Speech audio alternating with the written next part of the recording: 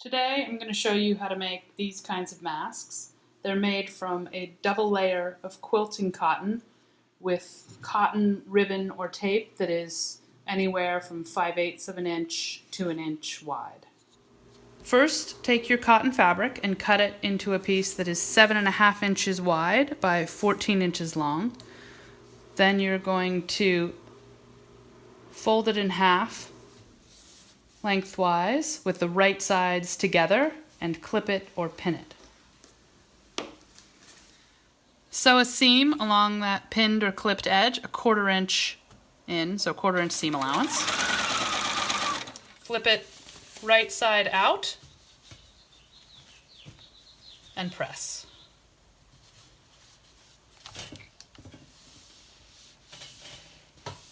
Now you're going to make 2 pleats in the mask just by eye.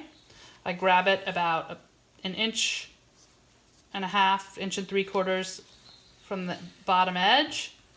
Take it, fold it up. Your fold is going to be about 1/2 inch to 3/4 of an inch, and then clip or pin that pleat in place. Then you're going to do another one. So grab it again, about 1 inch or so up, and make another pleat, same depth, and clip or pin that one in place.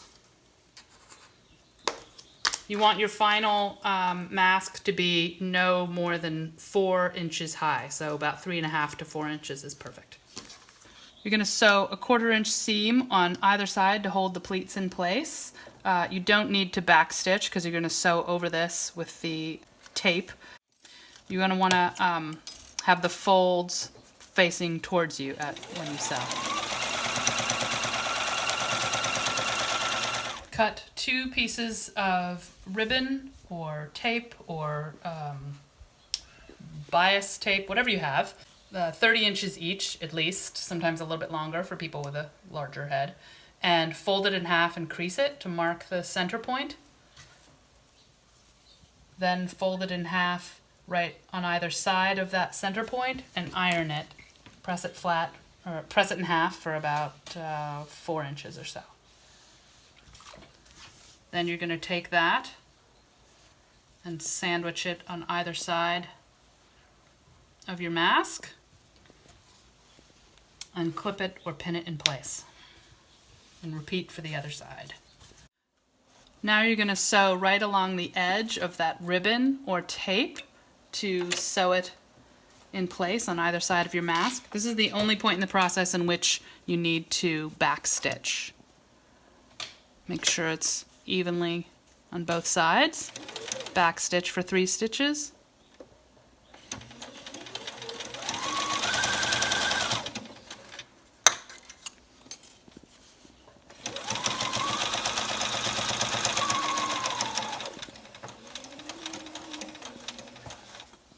Backstitch again for 3 stitches. Then repeat for the other side. Then you just need to trim your threads, and your mask is finished. You're all set to go. Make sure your mask is tied up high on your head like this so it doesn't slip down and you don't have to touch it while you're out.